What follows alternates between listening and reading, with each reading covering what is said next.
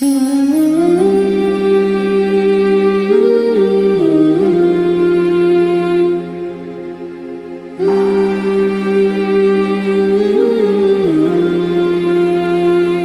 berbahagia ini insyaallah kita lanjutkan kajian tafsir kita, masih di surah Al-Baqarah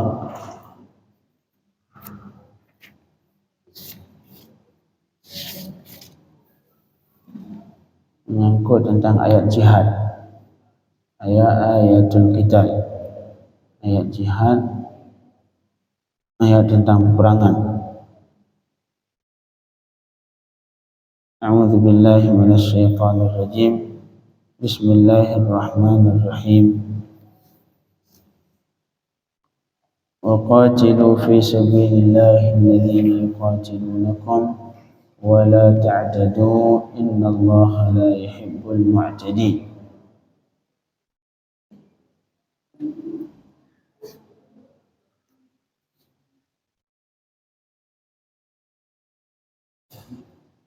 Dan berperanglah kalian di jalan Allah, artinya untuk meninggikan agama Allah Subhanahu wa taala.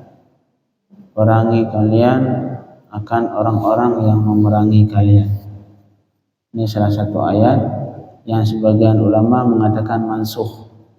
Ini ayat sudah tidak berlaku hukumnya, karena sekarang salah satu fardu kifayah yang wajib dijalankan oleh pemerintahan Islam untuk berjihad di jalan Allah Subhanahu wa taala dengan menyebarkan Islam ke negara-negara yang belum tunduk di bawah negara Islam.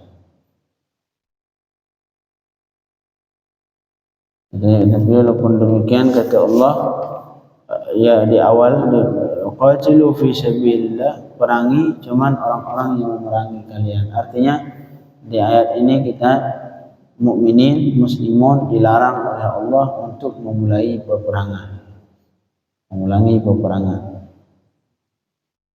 Wala ta'tadu innallaha la yuhibbul mu'tadin.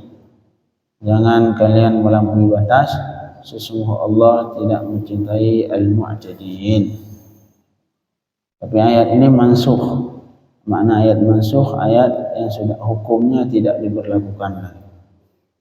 Karena ayat depan ini mansukh dengan ayat yang ada di depannya. A'udzu billahi minasy syaithanir rajim. Wa qatuluhum haitsu thaqiftumuhum wa akhrijuhum min haitsu akhrajukum wal fitnatu ashaddu minal qatl wa la tuqatiluhum 'indal masjidil haram hatta yuqatilukum fihi fa in qataluukum faqtuluhum kadzalika jazaa'ul kafirin. Kata Allah, waqtuluhum haitsu thaqiftumuhum. Bunuhlah mereka dimanapun kamu dapatkan akan mereka. Ini yang dimaksud kafir harbi. Kafir harbi artinya kafir yang berkeinginan memerangi kita muslim. Karena kalau kafir zimmi tidak boleh dibunuh, seperti kafir-kafir sekeliling kita. Itu jangankan dibunuh, kita menyakiti mereka dengan cara yang lain, bahwa haram di hari kiamat dituntut kita oleh Allah Subhanahu wa taala. Apalagi sudah dalam satu negara. Kafir harbi artinya kafir yang selalu berkeinginan memerangi muslim. Nah, kalau dulu kafir Quraisy, itu kafir harbi bagi negara Islam. Sedangkan Yahudi yang tinggal di Madinah tidak pernah diperangi oleh Rasul. Yahudi, yang banyak Yahudi tinggal di Madinah, Nasrani banyak yang tinggal di Madinah, di negara Islam. Tapi apakah diperangi Rasul? Dibunuh mereka? Tidak, dibiarkan. Munafikun dibiarkan oleh Rasulullah, Yahudi dibiarkan, Nasrani dibiarkan, karena mereka itu bukan kafir harbi. Ini pembahasan semua kafir harbi. Arti soalnya dalam Islam kafir itu dibagi tiga. Yang pertama kafir harbi. Kafir harbi artinya kafir yang tidak ada hubungan dengan negara Islam sama sekali, yang mereka terus berkeinginan memerangi muslim, maka kita juga harus memerangi mereka. Kafir yang musuh, kafir yang terjadi permusuhan. Kemudian kafir yang kedua namanya kafir dhimmi. Kafir dhimmi yang kafir di negara Islam. Kafir yang sudah tinggal di negara Islam, yang mereka tunduk dan dengan peraturan Islam. Itu dibiarkan kehidupan mereka. Jadi gereja mereka dibiarkan, kemudian semua kehidupan mereka, jadi agama mereka dilindungi oleh negara Islam. Itu kafir dhimmi. Ada satu lagi namanya kafir musta'man. Kafir musta'man artinya kafir yang lari dari negaranya, negara harbi. Misalkan orang Israel datang ke negara Islam, ke negara Indonesia mencari keamanan, ataupun dia masuk ke negara Islam untuk jual beli, untuk bisnis. Dengan alasan bisnis dia membeli visa, dan dari negara Islam sudah membiarkan, sudah memberikan dia izin. Ini nggak boleh diganggu, walaupun dia berasal dari negara harbi, negara yang di situ terjadi permusuhan dengan negara Islam. Misalkan orang Israel, negara Israel bisa dikatakan negara harbi sekarang yang terus memerangi negara Islam. Kemudian salah satu dari orang Israel misalkan masuk ke negara Islam dengan tujuan bisnis, misalkan dia sudah membeli visa. Udah beli visa, izin untuk tinggal di negara Islam. Ini musta'man namanya. Walaupun dia berasal dari negara harbi, tapi masuk ke negara Islam dengan ada izin dari pemerintahan Islam, maka dia dilindungi dengan Islam. Enggak boleh kita ganggu dia. Ntar giliran selesai, habis izinnya dipulangkan, dia selesai. Ketika dia pulang ke negaranya, maka dia berubah statusnya di harbi lagi, boleh kita bunuh. Ketika dia pulang ke negaranya. Ada satu lagi namanya kafir, jadi kafir harbi, kafir dhimmi, kafir musta'man. Satu lagi mu'ahad. Kafir mu'ahad artinya kafir yang tinggal di negara kafir. Yang tinggal di negara kafir, cuman antara negara kita Islam dengan negara mereka ada hubungan. Dari KBRI ada di sana, begitu juga kedutaan mereka ada di sini. Ini namanya kafir mu'ahad. Contoh misalkan antara negara kita dengan negara Australia misalkan. Australia negara bisa dikatakan negara kafir karena pemimpinnya pemimpin kafir, yang dijalankan syariat, hukum yang dijalankan adalah hukum kafir, bukan Al-Quran, bukan hadis. Cuma boleh kita bunuh orang Australia karena dengan dalih mereka itu kafir, tidak boleh. Karena ini sudah ada hubungan kedutaan kita ada di negara mereka, begitu juga sebaliknya. Ini namanya kafir mu'ahad. Kafir yang tidak itu nggak boleh diperangi, kecuali mereka yang memulai. Ini hukum peperangan. Jadi tidak semua kafir harus dibunuh. Enggak. Selama mereka baik, kita juga baik. Famastaqamu lakum fastaqimu lahum. Selama mereka baik kepada kalian, kita juga berbuat baik kepada mereka. Itu kafir. Ada satu lagi yang mau diperangi, kafir kalau mereka masuk ke negara Islam, menjajah negara Islam, seperti Belanda dulu. Ini mau tidak mau, semua wajib memerangi, wajib mengeluarkan mereka dari negara Islam. Jadi ketentuan perang seperti itu. Jadi kalau misalkan kufar na'udzubillah min dzalik masuk ke Aceh misalkan, contoh, maka orang Aceh wajib berperang, anak kecil, besar, laki, perempuan, semua wajib berperang untuk melawan mereka, mengeluarkan penjajah negara Islam. Yang namanya penjajah tidak boleh masuk negara Islam sama sekali, wajib dikeluarkan. Kalau misalkan penduduk Aceh tidak mampu, maka yang Medan, yang dekat dengan Aceh wajib membantu mereka. Wajib membantu mereka yang secukupnya, yang sekiranya mereka bisa mengusir kembali penjajah. Kalau misalkan orang Medan masih belum cukup, tambah Riau, tambah Jambi, sampai ke Pulau Jawa, artinya semua Muslim harus saling membantu, wajib mengeluarkan kufar dari negaranya. Seperti di Palestina sekarang. Seharusnya itu misalkan orang Palestina, Gaza, wajib mereka berperang semua. Itu enggak ada, yang dasarnya yang wajib berjihad cuma laki-laki. Yang dasarnya dalam Islam, kalau yang jihad yang bukan kafir yang nyerang kita, tapi kita yang ingin meluaskan wilayah Islam ataupun ingin menambah muslimin berjihad, itu yang wajib siapa? Laki-laki dong, perempuan enggak. Dan juga laki-laki yang kuat-kuat, bukan laki yang sudah tua-tua, udah keok, itu bukan mau jihad, bunuh diri. Jadi yang masih kuat-kuat tentara, mereka yang berjihad. Perempuan tidak ada. Perempuan tidak wajib jihad dalam negara Islam. Kecuali kita yang dijajah. Orang kufar ini masuk ke negara Islam ingin menjajah. Saat itu laki-laki, perempuan, anak kecil, tua, muda, semua wajib berperang melawan mereka untuk mengusir mereka kembali. Ada ketentuan. Dan ketika daerah itu dijajah, mereka tidak mampu, maka wajib negara sampingnya harus membantu. Yang pokoknya ini kufar gak harus keluar negara Islam.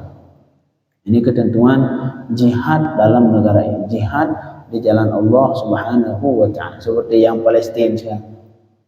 Seharusnya kalau misalkan Gaza sekarang dikuasai Israel, seharusnya wajib ke provinsi-provinsi yang lain di Palestina membantu mereka untuk mengusir. Kalau misalkan mereka belum mampu, negara samping Palestina wajib membantu. Kalau misalkan negara itu di Teluk itu belum mampu, maka semua negara Islam lain wajib membantu. Pokoknya wajib mengeluarkan Israel kembali. Tapi itu tidak dilakukan dengan sebab karena negara kita Islam sudah dipecah belah oleh PBB dulu. Terus dipecah belah. Ketika dibangun PBB akhirnya dipecah. Oman itu negara Oman walaupun kaya, mereka tunduk ke Inggris. Emirat tunduk ke Amerika.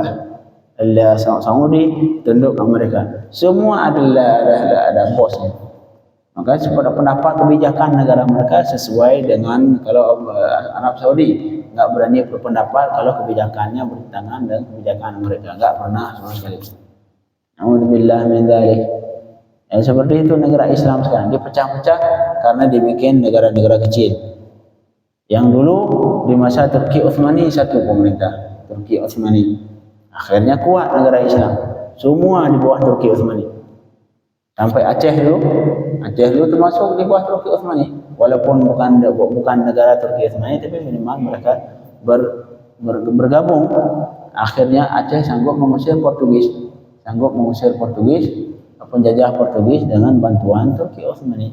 Tapi sekarang setelah Turki Utsmani dihancurkan, dijatuhkan, baru kemudian dipecah-pecah negara-negara kecil. Yaman, Oman, Saudi, kemudian apalagi Emirat, kemudian Bahrain, dipecah-pecah negara jadi negara kecil. Akhirnya satu negara dengan negara ini diadu, dibikin perpecahan oleh negara luar. Akhirnya mereka beradu, semua hasil kekayaan mereka diambil sama mereka. Semua hasil kekayaan negara-negara yang kecil-kecil ini ketika mereka berperang. Sekarang contoh Yaman dengan Saudi pernah. Kemarin Qatar dengan Emirat pernah. Yang bermanfaat di sini siapa yang ngambil manfaat? Negara luar.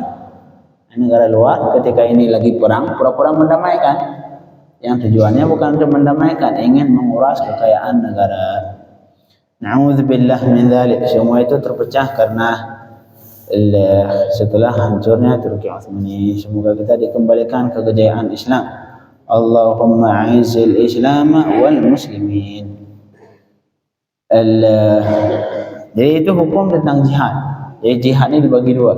Ada yang jihad kadang-kadang kita yang ingin meluaskan wilayah negara Islam. Ada satu lagi jihad yang untuk melawan penjajah. Makanya dulu yang paling kuat untuk mengusir Belanda ya orang muslimin. Dulu di masa mengusir Belanda yang paling semangat untuk mengusir Belanda siapa? Ulama. Yang paling semangat mengusir Belanda ulama saja. Yang menggerakkan perang, kalau kita di Aceh namanya perang Sabi. Itu untuk mengusir Belanda namanya perang Sabi, sampai dibikin syair perang Sabi. Itu kalau orang lagi perang itu baca syair itu ya subhanallah, kayaknya mau mati sudah, nggak mau hidup lagi dunia. Jadi sebelum perang mereka baca hikayat Sabi itu rame-rame untuk membuat mereka semangat berperang. Akhir setelah baca itu seolah-olah mereka nggak mau lagi tinggal di dunia sudah, biar mati sekalian, pengen masuk surga Allah Subhanahu wa taala. Akhirnya semua penjajah diusir, Jepang diusir, kemudian Belanda diusir. Alhamdulillah dengan perjuangan muslimun.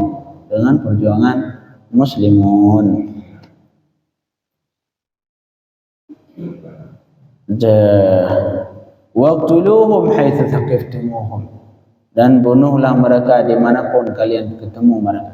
Kafir dimanapun kalian ketemu, bunuh, boleh bunuh. Ini maksudnya, tapi kafir harbi. Ingat, kafir harbi, ntar jangan ketemu muslim kafir di tetangga ntar bunuh langsung, kan nggak boleh bunuh tetangga yang kafir. Kemudian wa akhrijuhum min haitsu akhrajukum, dan keluarkanlah mereka dari tempat di mana kalian dikeluarkan oleh mereka dulu. Itu Makkah. Dulu muslimun diusir dari Makkah oleh kafir Quraisy. Kemudian ketika muslimun kuat di Madinah, akhirnya Allah menyuruh muslimun untuk mengeluarkan kafir kembali. Silakan kalian keluarin mereka. Karena dulu mereka mengusir muslimun. Sekarang sebaliknya, cuma cara usir beda.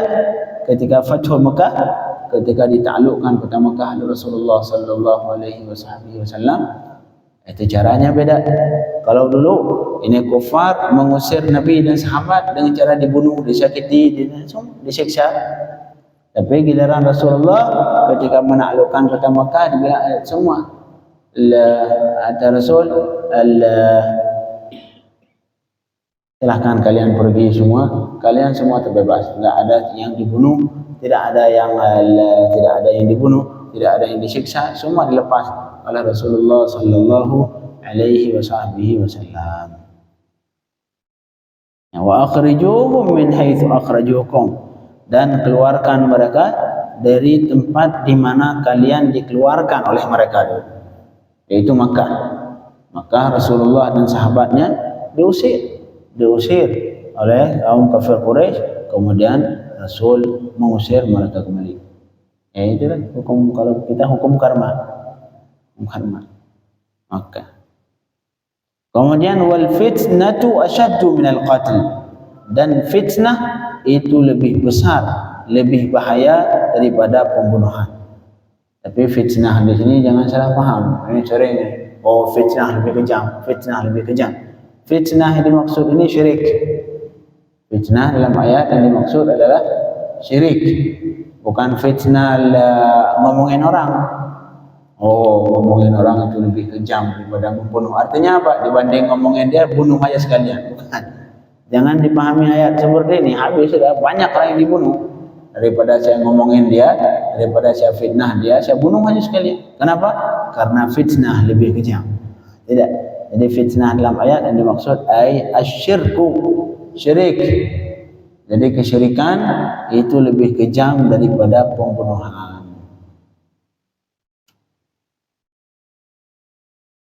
Karena dalam keyakinan orang jahili, dalam keyakinan orang Arab dulu, begitu juga di awal-awal Islam. Dalam Islam juga sama. Jadi membunuh di bulan haram ataupun membunuh di tanah haram itu sesuatu yang sangat tidak diperbolehkan. Tak boleh bunuh di tanah haram. Makanya di tanah haram ini tanah yang dimuliakan oleh Allah Subhanahu wa taala. Sampai rumputnya boleh dicabut. Rumputnya nggak boleh dicabut. Kemudian binatang-binatangnya nggak boleh dibunuh. Binatang beruang nggak boleh dibunuh. Karena semua ini dihormati, dijaga oleh Allah Subhanahu wa taala. Makanya jangan bapak saya ntar ngelihat merpati saya ngambil sembelih. Oh nggak boleh, wajib bayar pedang. Wajib ganti dengan unta. Nggak boleh. Kalau merpati yang banyak-banyak itu di tanah haram, diambil disembelih, nggak boleh. Karena itu merpati dijaga oleh Allah Subhanahu wa taala. Haram, rumput-rumputnya haram dicabut, binatang-binatangnya haram dibunuh. Subhanallah. Jadi dalam keyakinan orang Arab termasuk orang Islam, jadi tidak diperbolehkan membunuh di negara haram, berperang di negara haram, termasuk berperang di bulan haram, bulan haram. Tapi kata Allah, wal fitnatu asyaddu minal qatl. Jadi kalian membunuh syirik lebih besar, lebih bahaya dibanding pembunuhan. Mereka kufar, sedangkan kita bunuh mereka. Itu lebih kejam kafir mereka. Syirik mereka lebih kejam dibanding kita bunuh mereka. Artinya Allah membolehkan membunuh mereka. Nah, Allah membolehkan membunuh mereka di karena mereka musyrikun,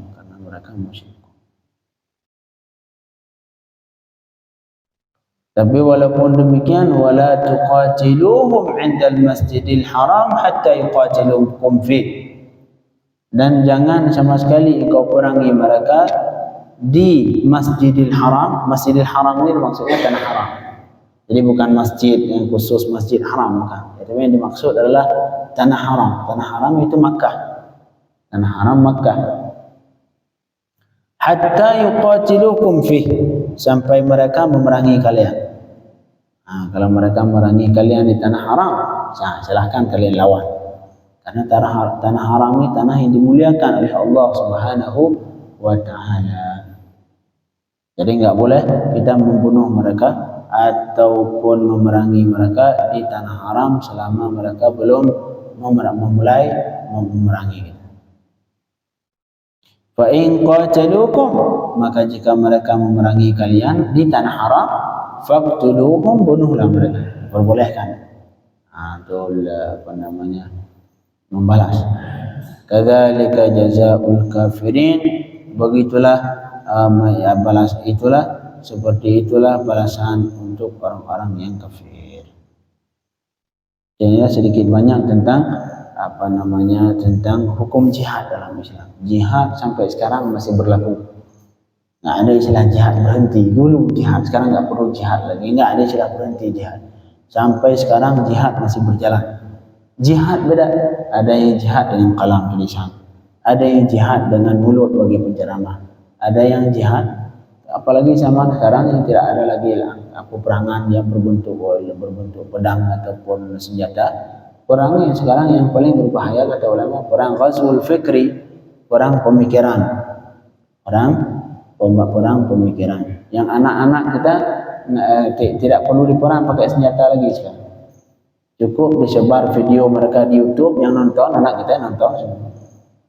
Anak kita tinggal lahir dari perut muslimin, tinggal di rumah muslimin, pemikirannya liberal. Lahir dari perut ibu yang muslim, yang muslimah, tapi pemikirannya mendukung kufar. Na'udzubillah min dzalik. Mereka aib ketika namanya Muhammad, merasa aib. Artinya pemikiran sudah bukan muslim lagi. Kalau namanya Ab sekarang, enggak ada satupun muslimin, sedikit illa man rahimahullah. Apalagi muslim di Indonesia, paling malu kalau ngasih nama anaknya Abdullah. Kalau kita kasih tahu nama Ustaz, minta nama dong. Oh, Abdullah. Aduh, Abdullah Ustaz. Abdullah itu nama kakek-kakek buyut kita dulu, Ustaz. Na'udzubillah min dzalik. Abdullah itu nama yang paling agung. Abdurrahman, nama yang paling agung. Sekarang harus namanya Romeo. Ya subhanallah. Kadang-kadang ada nama nggak bisa disebut. Nama anak kecil, anak nggak baca 3 kali belum bisa ngulang. Baru baca, apalagi ngapal. Nama dia harus ngapal kayak ngapal Quran. Nama anak kecil sekarang. Itu satu orang nama segini nih. 5 kata namanya. Subhanallah. Kalau bahasa Arab masih enak. Ini enggak tahu bahasa apa dipakai. Na'udzubillah min dzalik. Giliran kasih nama Abdullah, nama kakek buyut. Apalagi kalau kasih tahu nama perempuan, kasih nama anaknya satu perempuan saja. Itu dia maunya apa? Harus yang apa misalkan Kristen, Agustin. Kalau kita kasih tahu nama, ibu tolong kasih tahu anaknya namanya Fatimah. Ustaz, mau manggil siapa Fatimah? Oh itu nenek saya. Kadang-kadang dibandingin, ya subhanallah. Saya kadang-kadang kesel juga kalau dimintain nama. Saya mintain nama buat anak perempuan. Saya kasih tahu, oh Maimunah. Oh siapa Maimunah? Istri Rasulullah sallallahu alaihi wasallam. Akhirnya kata ini orang, Ustaz, Maimunah itu di kampung saya ada nenek mau meninggal, namanya Maimunah. Entar takutnya ketukar. Gimana mau ketukar? Itu mau mati ini baru lahir. Wallahu a'lam. Saat itu sama dengan nama nenek yang mau meninggal. Masa nama anak yang baru lahir sama dengan nenek mau meninggal? Takut ketukar tadi. Gimana mau ketukar panggil nama? Itu mau mati, ini baru lahir. Tapi itulah, itu pemikiran Muslim. Merasa aib dengan nama Islam. Kalau Muhammad, oh Muhammad. Apalagi Abdullah, Abdurrahman. Harus nama kita Romeo, Julio, seperti itu. Tak boleh lagi nama Islam. Aib nama Islam. Na'udzubillah min dzalik. Nama segini nih. 4 kata nama. Harus diulang 5 kali baru kehafal. Coba lihat anak-anak sekarang yang baru sekarang. Saya pernah ngelihat video pendek. Enggak tahu di mana di YouTube. Perbandingan nama anak dulu dengan nama anak sekarang. Nama anak sekarang Toyota, Honda, Mitsubishi, Mitsu, nama es krim sekarang anak. Boromo nama. Na'udzubillah min dzalik. Itu bikin sulit malaikat pada hari kiamat pas manggil. Mau dihisap sulit malaikat mengucapkan nama-nama seperti itu. Apalagi nama Agustin, kayak susah malaikat. Tapi kenapa nama Abdullah, Abdurrahman, Muhammad, Ahmad, Ali, Umar, Abu Bakar. Oh, apalagi kalau Abu Bakar. Itu kalau ada nanya kita kasih nama Abu Bakar, ditolak mentah-mentah sama bapak sekarang. Bapak sudah modern tapi modern kayak modern bukannya naik tinggi martabat tapi turun ke bawah, modern. Na'udzubillah min dzalik. Inilah yang kita alami sekarang. Jadi sekarang kafir tidak lagi memerangi kita dengan peperangan pakai senjata, tidak. Mereka mengadangani dengan ghazwul fikri, memerangi pemikiran. Salah satu pemikiran minimal contoh prinsipal itu tadi. Diubah pikiran muslimin sehingga merasa aib dengan identitasnya. Dengan identitasnya. Kalau pakai pakaian muslim sekarang, come on. Ditunjuk. Misalkan saya pakai seperti ini waktu masuk ke mall ini nih. Oh, itu dari pintu awal dari lobi itu langsung orang pada ke sini semua. Padahal dia muslim. Yang penjual muslim semua. Ibunya Islam, bapaknya Islam, dia muslim. Yang menjaga lobi satpam semua muslim. Tapi coba kalau kita pakai pakaian seperti ini, pakaian yang kelihatan dia muslim, pakai peci masuk ke mall. Dari depan semua gini. Oh, ini siapa ini, teroris ini? Marhaba. Diperiksa sama security. Ini apa ini? Apa ini kok ini manusia dari mana yang baru turun dari langit atau apa ini? Na'udzubillah min dzalik. Itulah cara mereka. Untuk masalah nama semua dicek cucu-cucu kita sekarang. Enggak usah jauh-jauh cucu kita ataupun anak kita. Pusing enggak? Coba nyari nyari arti nama Arab. Kadang-kadang enggak tahu artinya, wallahu a'lam. Sulit diucapkan. Romeo, Julio, Agustin. Itu nama-nama. Coba apa susahnya kasih nama Abdullah? Ahabbul asma'i ilallah Abdullah. Nama yang paling dicintai Allah Abdullah. Abdullah. Nama anak Rasulullah siapa? Qasim. Siapa lagi? Ibrahim. Abdullah. Nama anak Rasulullah. Nah, datang kita Aib nama Abdullah. Itu nama kakek buyut saya. Aib Abdullah, na'udzubillah min dzalik. Aib. Giliran kasih nama Abu Bakar, Aib. Giliran nama yang benar Ronaldo. Wah, baru. Ini bagus. Ini nama malaikat. Pasti masuk surga. Messi namanya. Ya salam. Na'udzubillah. Kenapa? Itu semua karena kita tidak lagi pernah mendidik anak kita untuk mencari idola yang benar-benar orang yang harus diidolakan. Sekarang anak kita artis YouTube itu semua dihafal sama mereka. Kakeknya, mamanya, ibunya, semua dihafalin sama anak kita. Kalau kita tanya siapa artis-artis YouTube, hafal semua dia.